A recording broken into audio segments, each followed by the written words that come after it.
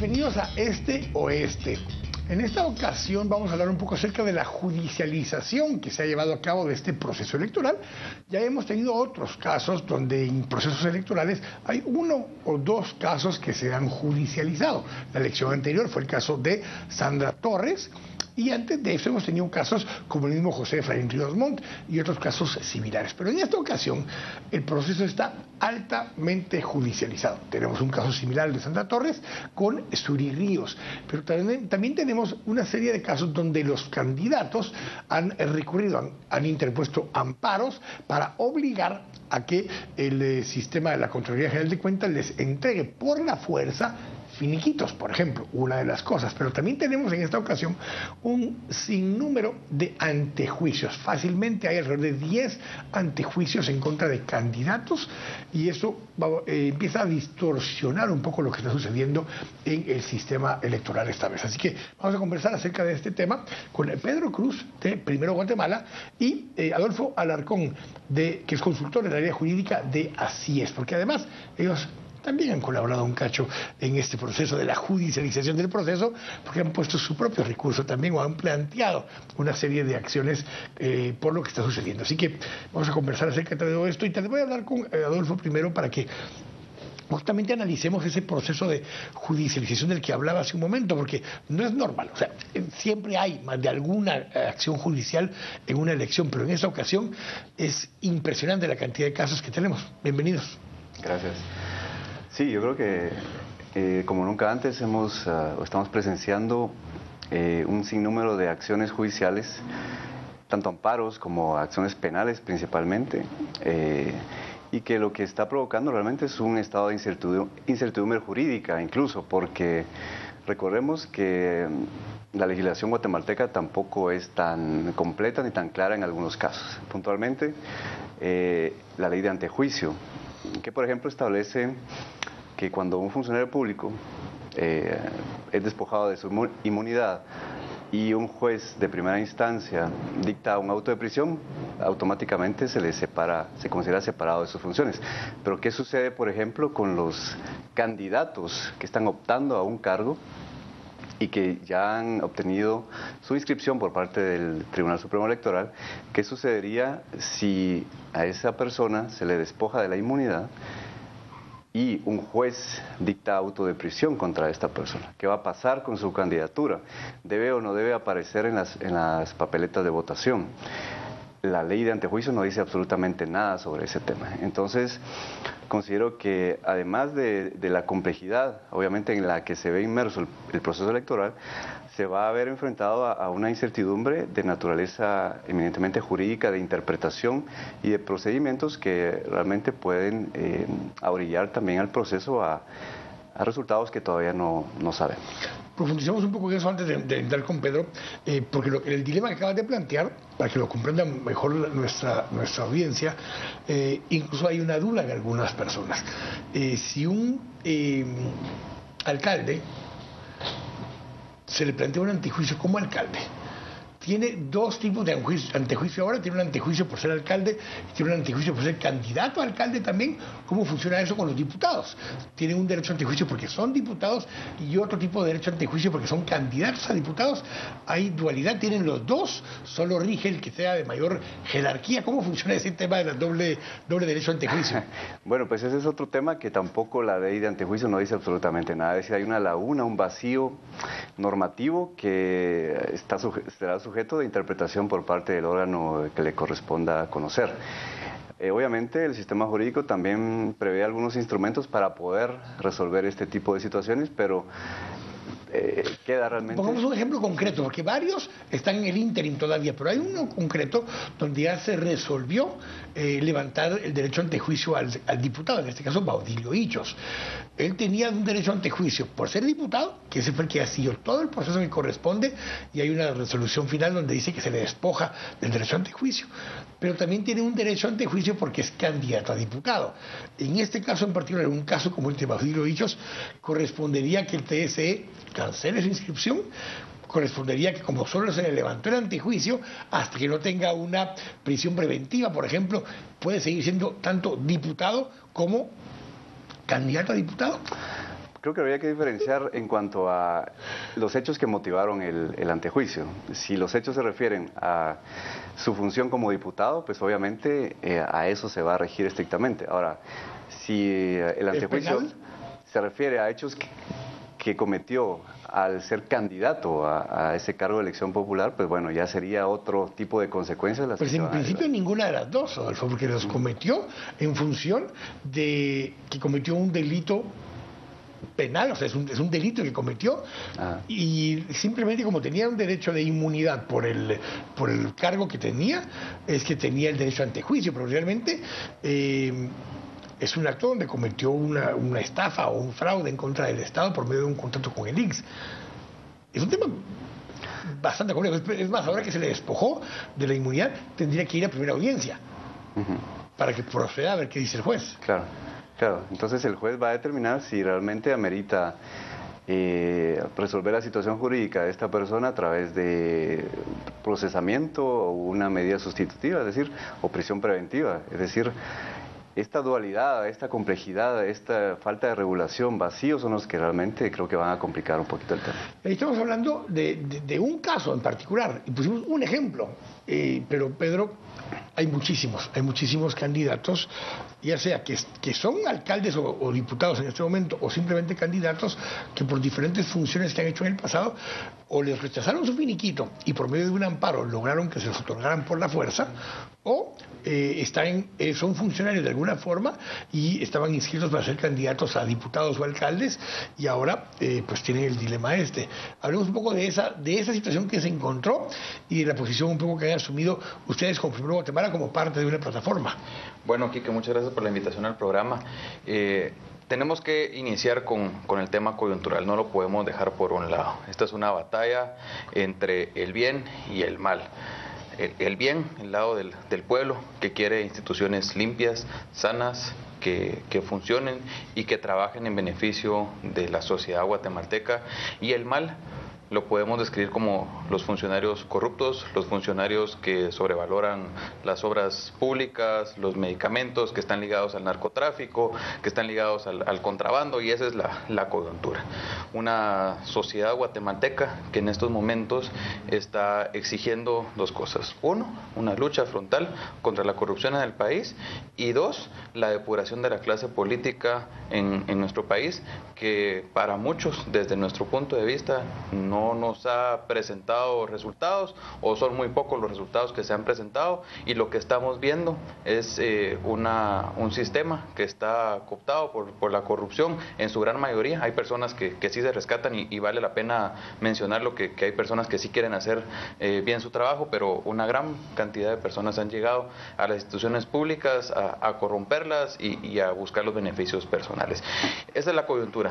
De la mano, pues estamos viendo cómo este proceso electoral es un proceso muy atípico, que no se había llevado antes a este nivel de judicialización, donde del lado de la sociedad guatemalteca pues estamos buscando cómo evitamos que candidatos que notoriamente han estado vinculados a hechos delictivos, hechos de corrupción, y cómo también del otro lado muchos candidatos se buscan proteger, buscan asegurar su candidatura, su espacio político, protegiéndose con amparos. Esa es toda la coyuntura, y es ahí donde estamos enfrentándonos como sociedad guatemalteca, y yo creo que los mismos candidatos en este momento también están teniendo un poco más de cuidado en el momento en el que se inscriben y que no saben si les van a aceptar su candidatura, no se van a aceptar su candidatura. Tenemos un Tribunal Supremo Electoral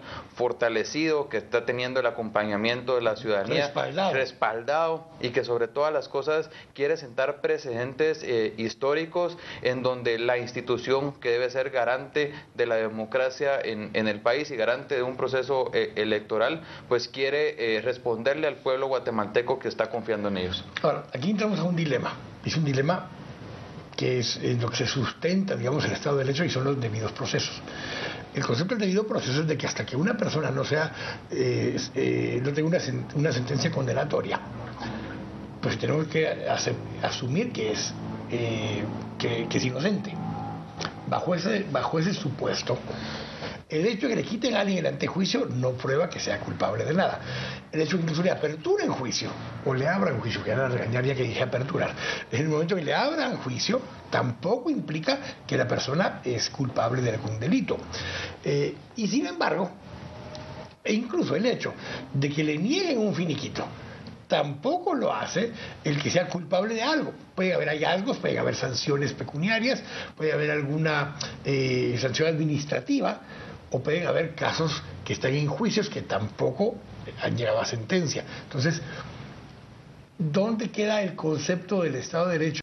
La presunción de inocencia cuando esos finiquitos realmente solo se le piden al que es funcionario, pero si viene alguien de la vida privada y se incorpora, lo que le van a entregar es justamente un finiquito negativo, una certificación negativa que dice que nunca ha manejado fondos del Estado. Perfecto, pero no está en las mismas, no estamos midiendo en las mismas condiciones a alguien que viene de lo privado a alguien que viene de lo público, según lo que yo veo en esa perspectiva. Nosotros hemos estado intentando poner sobre la mesa el artículo 113 constitucional, correcto, donde habla acerca de que cualquier persona que quiera optar a un cargo público debe poseer idoneidad, honradez y capacidad. Existe ya una jurisprudencia previa que emitió la Corte de Constitucionalidad, donde le agrega que cualquier persona que quiera optar a un cargo público a través de la elección tiene que tener ese perfil. Pero son condicionantes subjetivos.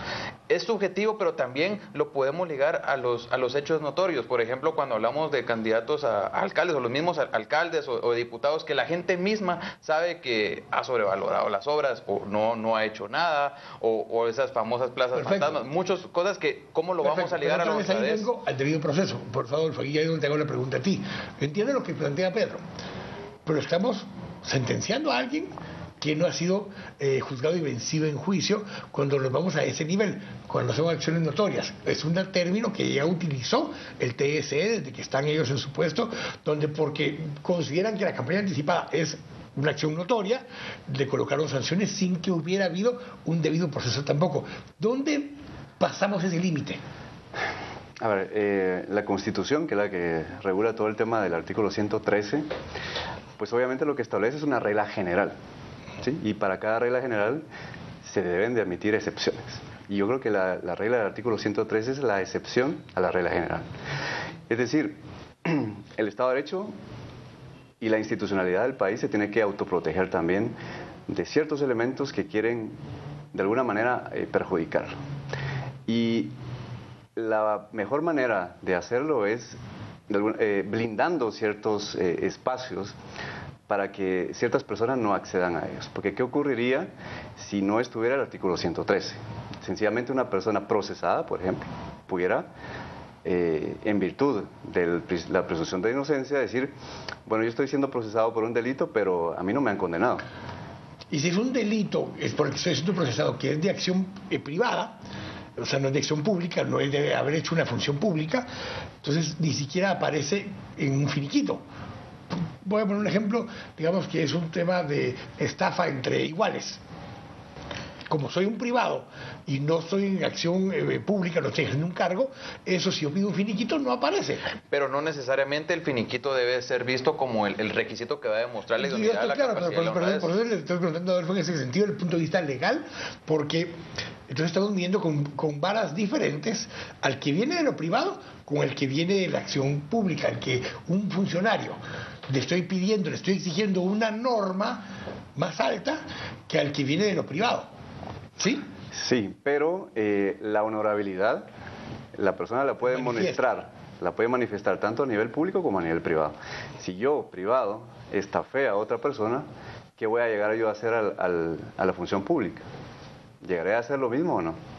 Pero a eso no le estoy pidiendo finiquito, porque no lo exige la ley, porque realmente no ha manejado recursos públicos. Pero sí le estoy pidiendo la garantía de la reconocida. No regresamos ahí al concepto de las tachas, cuando hablábamos de comisiones de postulación, donde le decimos a la gente, mire, si usted considera que esta persona tiene alguna tacha, hágala pública para que así evitemos que lo inscriban, Pedro. Ahora yo te voy a decir algo, el Tribunal Supremo Electoral... Pero te lo pregunto desde el punto de vista legal, o sea, para que pongamos las reglas. No, por supuesto que regresamos a las tachas, pero también el Tribunal Supremo Electoral ha sido claro en el momento en el que le pide a la ciudadanía pruebas para poder ellos comprobar, que sean contundentes y que puedan comprobar el por qué no deben de inscribir a X o Y candidato. candidato. Entonces yo considero que estamos ahorita en un proceso en el que la misma población está exigiendo la depuración de la clase política, y yo creo que el Tribunal Supremo Electoral ha tomado una postura muy buena, muy interesante, buscando e intentando responder ese clamor popular que lo está exigiendo en las calles,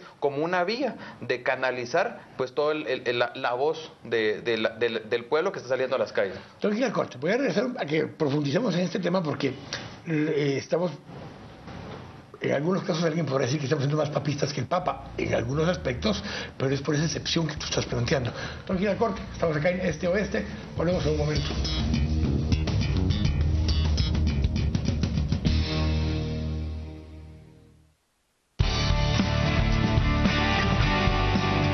Estamos presentando Este Oeste.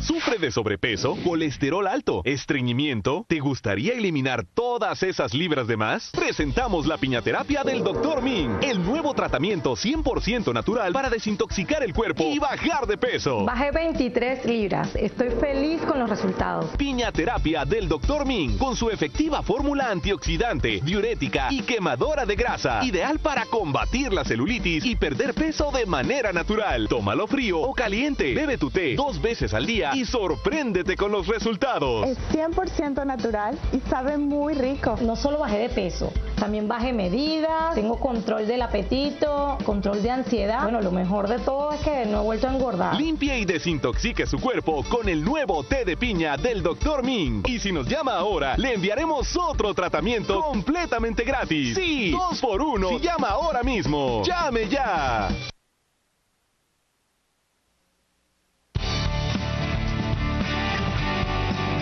Estamos presentando Este Oeste.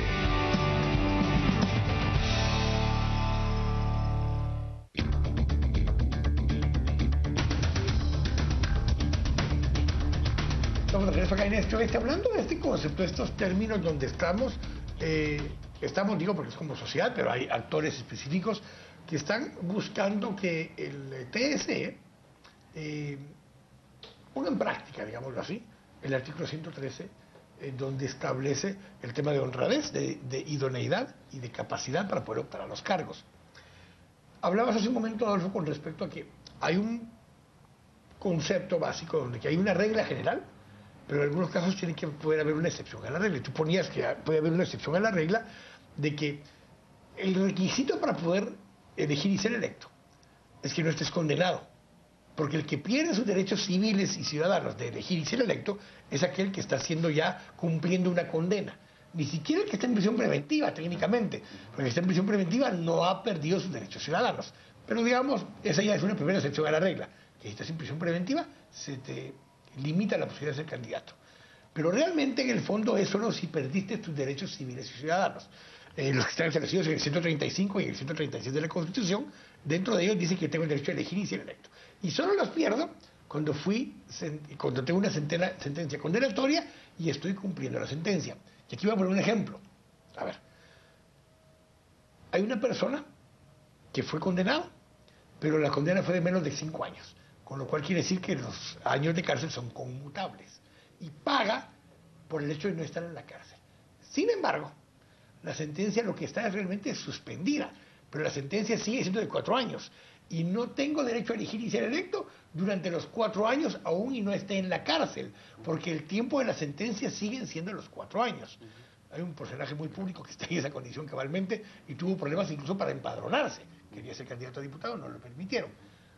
Nadie se dio cuenta de eso, pero realmente fue por eso. Porque aunque no está en la cárcel, realmente sigue cumpliendo su sentencia como una sentencia suspendida, pero sus derechos están suspendidos.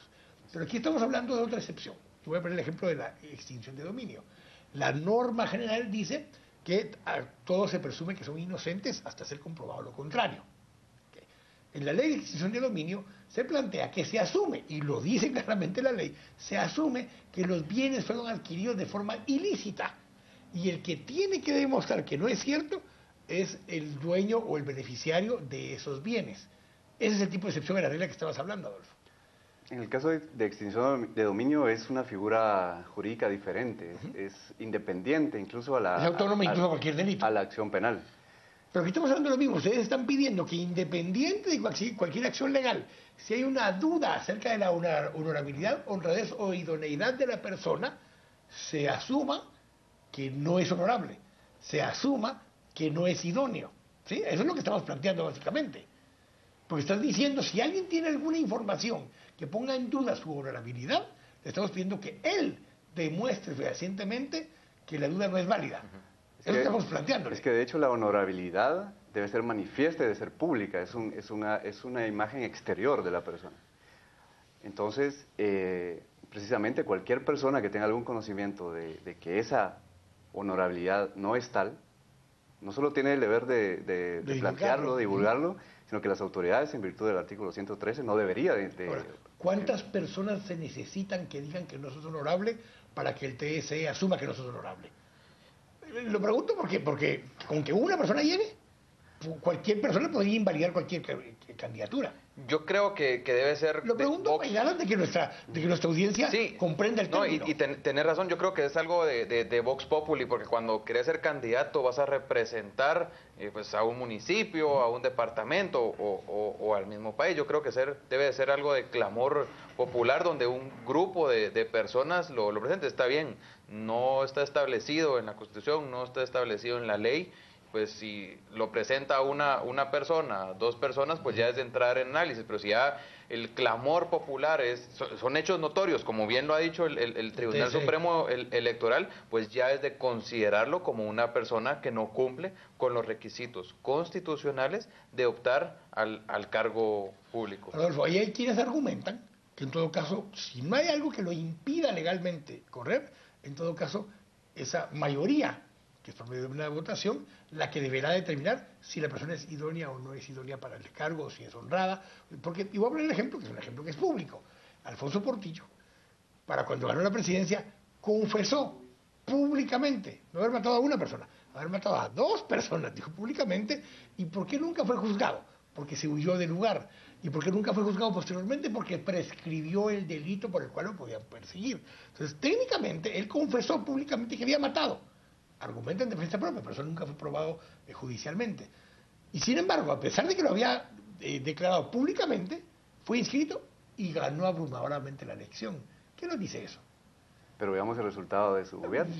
Estamos hablando que tenía derecho a elegir y ser electo porque no había una condena en su contra, y aunque la hubiera habido, hoy incluso te voy a poner el ejemplo actual de Alfonso Portillo. Alfonso Portillo se declaró confeso que él había cometido un delito, bueno, dos delitos realmente, porque otra vez aquí le hacemos un delito autónomo. El delito de lavado de dinero es autónomo del delito original, que era el de soborno. Él reconoce en su declaración en un tribunal en Estados Unidos que cometió el delito de soborno, mas no estaba siendo juzgado por ese porque ese delito se cometió en Guatemala. Pero acepta haber cometido el delito de lavado de dinero, cumple su condena, le exime ya y le deja libre para poder elegir y ser electo. O tendríamos que aplicar el 113 y decir, no, él confesó, con lo tanto no es idóneo, no es honrado. Bueno, capaz tal vez podría ser, pero no es ni idóneo ni honrado. Yo creo que ahí es donde hay que aplicarle el 113, porque es, otra vez, regresamos a lo mismo, es un hecho notorio que fue declarado por él. Él mismo declaró. Él dijo, o sea, yo robé, yo él ahí lo que aceptó fue haber aceptado un soborno de un gobierno extranjero para hacer una política pública internacional a favor de ese país. Siendo funcionario público, representando a los guatemaltecos. Y siendo el responsable de ejercer el control de la política exterior. Porque él es el responsable, el único. Lo ayuda el ministro de Relaciones Exteriores, pero el único que puede establecer la política exterior es él. Y él reconoció haber recibido dinero de un gobierno extranjero para favorecerlos. ¿Y cuántas más cosas pudo haber realizado que no lo han llevado a juicio, verdad? Entonces, ahí es donde debe de aplicarse el 113 y que está en las manos del Registro de Ciudadanos y el Tribunal Supremo Electoral tomar esa decisión. Vamos a analizar el término. Tomar la decisión quiere decir rechazar su inscripción. Rechazar la inscripción basándose en el artículo 113. Es una persona honrada. Es una persona que públicamente ha confesado que ha sobornado, que ha lavado dinero. Soborno, que puede cambiar su discurso. pero ya las cosas ya han sido confesadas. Es como, por ejemplo, bueno, alguien mató a una persona, lo confiesa públicamente, como el caso de Alfonso Portillo, pero ya hay 2 personas que su vida corren por su responsabilidad, porque él las mandó a matar. Es lo mismo. Ahora, Adolfo, en ese caso, asumamos por un momento que el Tribunal Supremo Electoral, bueno, el Registro de Ciudadanos primero, rechaza su inscripción basado en el hecho notorio y declaración confesa que él hizo, y puede incluso documentar en el expediente la declaración ante el distrito de Nueva York, donde él presentó su declaración, donde él mismo confiesa haber recibido dinero a cambio de actuar en favor de un país extranjero. Asumamos que eso es lo que tiene y lo pone en el expediente. Aunque no hay una sentencia localmente, uno puede argumentar con ese documento esto que estamos hablando. Pues es una excepción, Adolfo. O sea, ¿cuántos otros casos tenemos donde puede haber alguien al que se le pueda demostrar por una declaración pública o por una acción pública que no es honrado? Y es que no necesariamente tiene que girar en torno... comprobarse. Claro, ni girar en torno únicamente al tema de honradez, ¿ya? Idoneidad. Por ejemplo, un caso muy puntual, los jueces de familia. La ley de Tribunal de Familia establece que los jueces de familia tienen que ser, pues tener una familia, es decir, padres de familia. ¿Qué ocurre si una persona que ha ascendido en la carrera judicial y pretende ser juez de familia y resulta, claro, o resulta que maltrata a su familia o no pasa la pensión alimenticia? Ese juez no es elegible para el cargo. No es idóneo para tener ese cargo. No es idóneo para ese cargo. Y tampoco ha demostrado una reconocida honorabilidad. Es que la reconocida honorabilidad es muy subjetiva, sí, pero sí hay criterios para poderla establecer. Creo que la Corte de Constitucionalidad ya lo ha hecho. Y en ese sentido me parece que no es realmente juzgar a la persona, no es condenarla, pero la propia Constitución nos está diciendo, para ciertos cargos que son vitales en el Estado, jueces, magistrados, diputados, etcétera, se necesita personas correctas. Correctas son personas que cumplen frente a los demás. Con lo que la sociedad espera. Con sus obligaciones fundamentales. Y recordemos también que ser servidor público debe ser visto como un honor, donde las mejores personas, las personas capaces, demuestren que pueden realizar la función pública de la mejor manera, de la manera más idónea posible. Entonces, les acabo de resumir lo que dice el artículo 113 de cómo un funcionario público debe de desempeñar su función de cara a servir al pueblo guatemalteco. Y más aún cuando es un funcionario que es electo a través del voto electoral, ¿verdad? O sea, es electo pública. Por una mayoría. Es por una mayoría. Entonces, yo considero que cuando la mayoría está siendo representada en las municipalidades, en los diputados, en el presidente de la República, la persona que represente a esa mayoría debe ser idónea, debe ser capaz, porque tiene que liderar y representar a las personas que están dándole su voto y su confianza, y sobre todo honrada. Porque ¿por qué es tan importante la honradez? Porque va a manejar dinero que es de todos los guatemaltecos. Nuestros impuestos son manejados, son liderados por esas personas. Tranquila, Costa, vamos a regresar un poco y le voy a aclarar esto. Yo lo que estoy planteando y poniendo un poco en duda la posición, no es para decir que no estoy de acuerdo con la posición, pero para que tengamos cuidado los límites que una situación de estas debe tener en el futuro. Vamos a ir al corte, vamos a hablar justamente de eso y cuáles son las expectativas que se tienen con relación a esta iniciativa que se presentó. Vamos a ir al corte, estamos acá en Este Oeste, volvemos a un momento.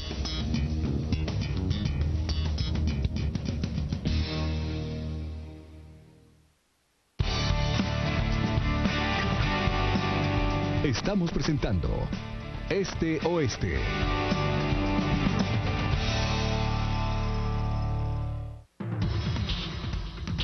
Encuentra los mejores proveedores de la industria gráfica, publicidad y marketing. Expo Marketing Graphics and Design, una excelente oportunidad para hacer contactos y negocios. Visita Expo Marketing Graphics and Design, lunes 13 de julio en el Westin Camino Real. Entradas a la venta el día del evento. Reserva tu cupo al 4151-1757. Expo Marketing. Hands up, revolutionaries! The greatest, the wickedest! This is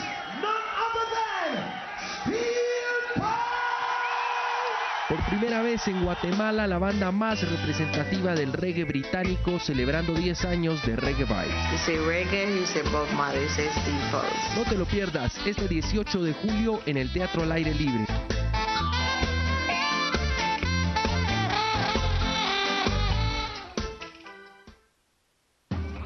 Destino 2016, elecciones generales.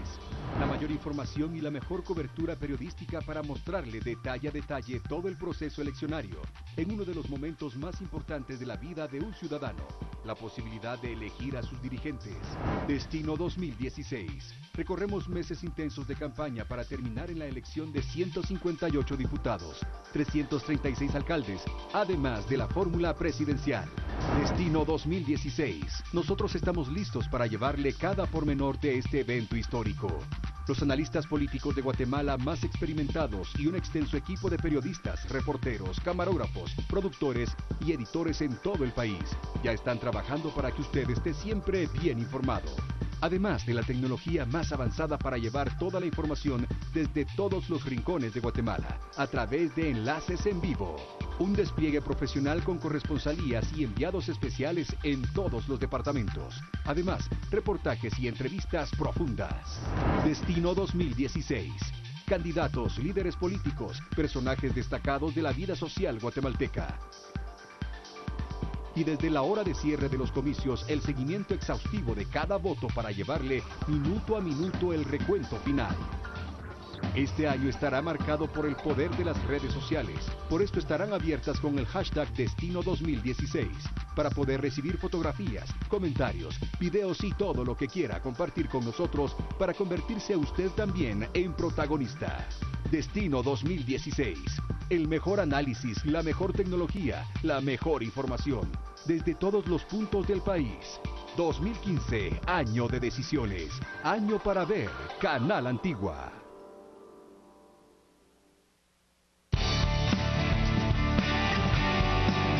Estamos presentando Este Oeste.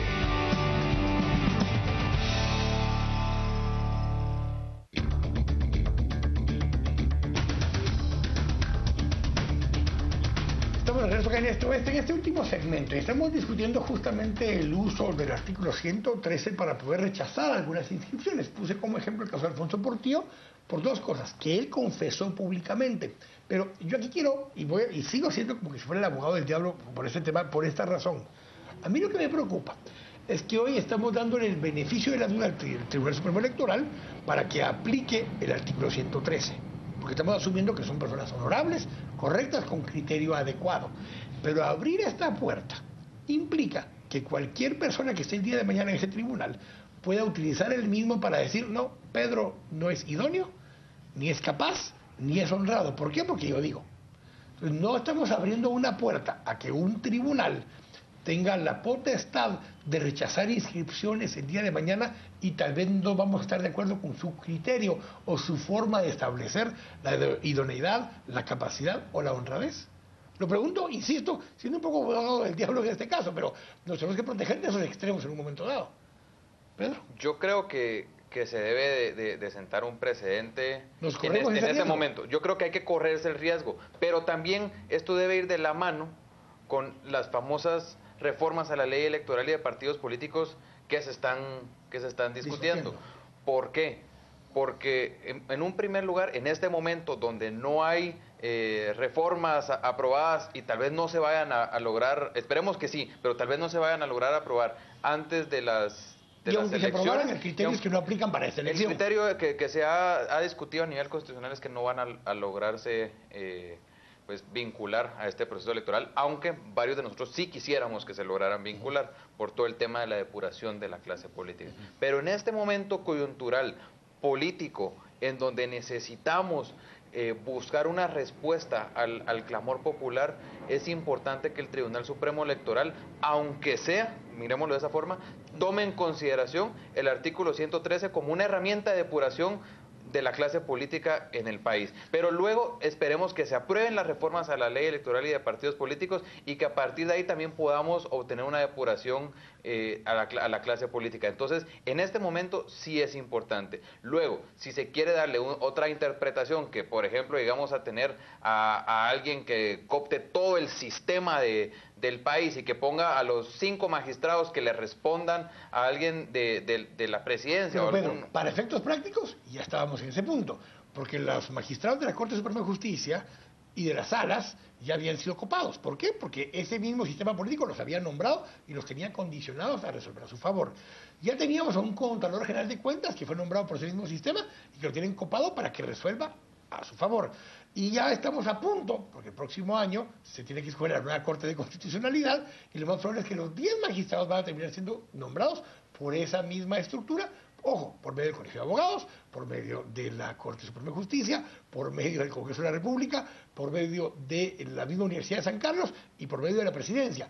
Podría llegar a tener los 10 magistrados, lo cual les asegura un control completo. Y en teoría, y solo termino con esta, por lo menos 3 o 4 de los magistrados actuales del TSE también fueron nombrados, bueno, los 5 fueron nombrados, pero me refiero a 3 o 4 que en principio tienen compromisos con este sistema político. Pero agreguémosle 2 factores importantes hoy por hoy. 1, la ciudadanía, la presión ciudadana. Y 2, la CICIG. La CICIG está sentando un precedente de acompañar a las instituciones. Recordemos el caso de Tel Maldana. ¿Cuántas cosas estaban hablando alrededor de Tel Maldana, de que iba a responder al presidente de la República, a Roxana Valdetti, etcétera? Y ahí está Valiente liderando esta lucha contra la corrupción. Está sentando un precedente que no se veía venir antes y que ahora está ella pues liderando todas estas capturas, todas estas investigaciones, y yo creo que si se atreven las personas a ser distintas y a pegarse más al cargo que a responder a los políticos que los están poniendo en los cargos, yo creo que podemos tener una institucionalidad fuerte. Perfecto. Ahora, es una excepción, lo decías hace un momento, Adolfo, en el sentido de que estamos dándole las herramientas y el criterio a un grupo de 5 magistrados titulares a que resuelvan este tipo de cosas por excepción, lo decías tú hace un momento. ¿Y si se nos sale de la mano la excepción? ¿No es un riesgo? Este riesgo va a existir siempre, como en este tribunal, como en la Corte Suprema, como en cualquier otro tribunal. ¿Por qué? Porque la integración de las cortes en el país responde a criterios y a intereses políticos, eso no lo podemos negar. No existe independencia judicial real, efectiva, y eso también es una realidad.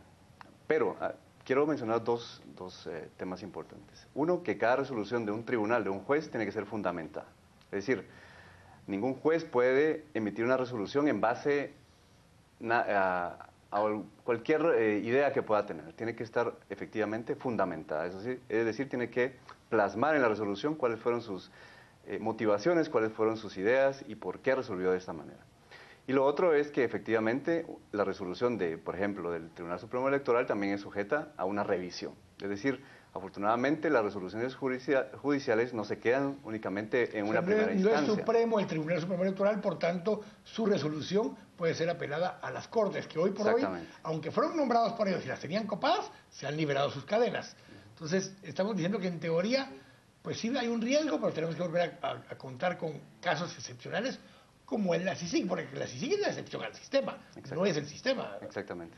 Esos riesgos los tenemos que asumir, los tenemos que afrontar, y en dado caso hay algún abuso o alguna extralimitación en funciones, existe también delitos para los que se pueden imputar a los jueces. De prevaricato. Prevaricato, abuso de autoridad, etcétera, etcétera.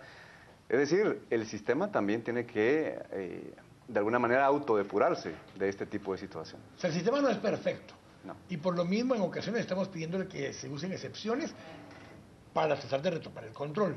Lo mismo intentamos en su momento con las comisiones de postulación. Donde dijimos, para retomar el control, impongamos un procedimiento donde sean públicas las acciones, donde se reconozca la reconocida honorabilidad, valga la redundancia, y sin embargo, aún así, todos estos magistrados de sala, el Contralor, todos pasaron por comisión de postulación. Y hubo reconocimiento de esa famosa reconocida honorabilidad de todos. La Corte, de hecho, hasta mandó de vuelta expedientes para que los volvieran a hacer. ¿Qué ganamos? Lo que pasa es que es más que todo un ruido político que se genera en torno a las comisiones de postulación. ¿Por qué? Porque muchas veces como sociedad civil se presentan tachas, se presentan anulaciones, se presentan muchas cosas, pero a la larga la discusión sigue centrada entre los miembros que conforman las comisiones de postulación. Entonces, que representan intereses. Que representan intereses, algunos pues todavía se logran librar, algunas universidades en algunos procesos de comisión de postulación, pero otros sí siguen apegados a los mismos intereses, el colegio de abogados y todo lo que ya sabemos que gira en torno a eso. Yo creo que cayendo sobre eso sí es importante, y voy a retomar las palabras de la presidenta de la Corte de Constitucionalidad. A mí me gusta mucho lo que ella dice, una interpretación política y una interpretación jurídica. Saber cuándo hay que hacerle una interpretación jurídica a la Constitución Política de la República de Guatemala y cuándo, en momentos coyunturales como el que estamos viviendo, también es importante hacer interpretaciones políticas. Y ahí es donde la Corte le da esa validez a todas estas acciones que se están llevando a cabo. Una magistrada que curiosamente fue señalada en su momento, porque había sido nombrada por el presidente de la República, Álvaro Colón, y que se asumía, lo estaban nombrando para que pudiera resolver a su favor. Dicho sea esto, también muchos, incluyéndome a mí, señalamos que la designación de Manuel Duarte como representante del Congreso ahora iba a representar esos intereses espurios de los políticos para resolver a favor, por ejemplo, del presidente de la República, los antejuicios que estaban todavía en trámite, o un paso más allá. Como hemos visto hasta ahora, que ha sido rechazada en 2 instancias la inscripción de Zuri Ríos, yo fui uno de los que dijo que los 2 diputados de Viva votaron a favor de Manuel Duarte para que cuando llegue su expediente a la Corte de Constitucionalidad, pues vote a favor de ella y la deje inscribirse. Pues ya pasó el tema de los antejuicios del presidente y no lograron revocar ni darle amparos al presidente a pesar de que hasta Manuel Duarte. Nos está mostrando eso, algún nivel de independencia de los magistrados. La Corte Suprema de Justicia ha mandado al matadero a un montón de diputados, a pesar de que los mismos diputados los acaban de nombrar y había compromisos con ellos.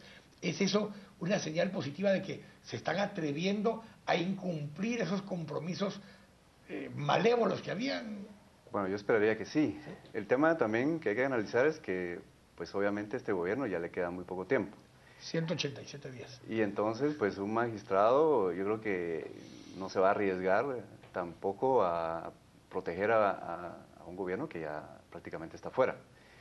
Y en cambio él sí va a seguir por 4 años y medio más. 4 años y medio más. La verdad es que el hecho de que un funcionario, un juez sea nombrado, porque así lo dice la Constitución, pues ya sea por organismo ejecutivo o legislativo, no necesariamente significa que va a responder a los intereses de tal o cual persona. Eso se demuestra realmente en las resoluciones. Y afortunadamente las resoluciones son públicas y se firman las resoluciones. Bueno, la misma Gloria Porras, que se supone se había nombrado para que le diera al lugar la inscripción a Sandra Torres, la rechazó. Ella fue una de las que votó en contra de esa inscripción. Yo creo que son señales de independencia judicial, de que los que están llegando a ocupar los cargos de magistrados se están atreviendo a hacer las cosas distintas, se están apegando a lo que dice el mandato de su cargo y no a lo que percibe la gente, los analistas, la ciudadanía, la misma clase política, ¿verdad? Claro. Lo que los designaron.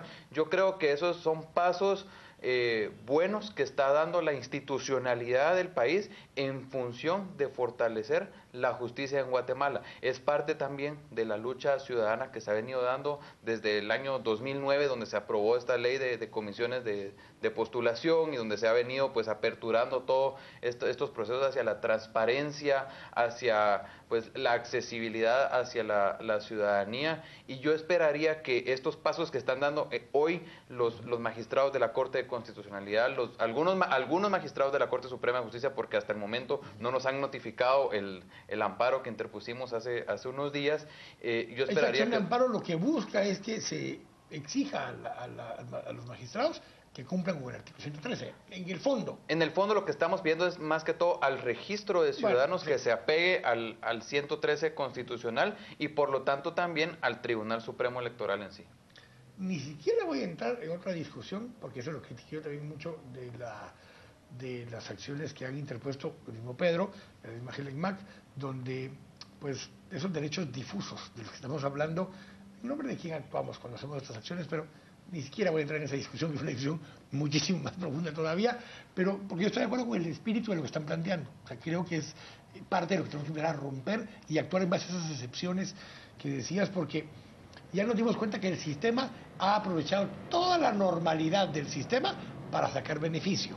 Y si para poder romper eso necesitamos actuar con excepciones, pues ahí está la ley de extinción de dominio, está incluso la misma ley de lavado de dinero y de otros activos, que lo que hacen es una excepción y obligan al que es señalado a demostrar que sí tiene derechos sobre los bienes y sobre las cosas que ha hecho. Y creo que llega un momento en que tenemos que actuar sobre esas excepciones porque tomaron control del sistema. Algo muy importante, Quique, y tal vez retomando tus palabras, nosotros hemos emprendido esta lucha de los amparos, estas acciones que sabemos que es algo atrevido, con el deseo y con el afán de darles victorias al pueblo guatemalteco, ese pueblo que ha salido a las calles, que ha estado semana tras semana, que quiere esa depuración de la clase política, esa lucha contra la corrupción. Lo que nosotros queremos es alimentar de triunfos a la población guatemalteca que lo está clamando, y eso es la consigna que nosotros nos hemos presentado, porque creemos en esa lucha, creemos en que los guatemaltecos merecemos pequeñas victorias que nos ayuden a seguir adelante en estos procesos. Un corto cierre, Adolfo. Yo creo que los magistrados, la presidenta de la Corte de Constitucionalidad, lo que hacen también es defender su prestigio. Y efectivamente yo creo que para esos jueces es más importante defender ese prestigio profesional, mantener esa reconocida honorabilidad, que favorecer intereses cortoplacistas y sectoriales. Yo creo que eso es lo importante. Gracias a ambos por habernos acompañado. Muchas gracias, Quique. Gracias a ustedes también por nos acompañar una vez más acá en Este Oeste. Estamos en tiempos convulsos, un proceso electoral completamente judicializado. Vamos a ir acompañando este proceso con este tipo de temas. Así que gracias por nos acompañar una vez más. Hasta la próxima. Dios los bendiga.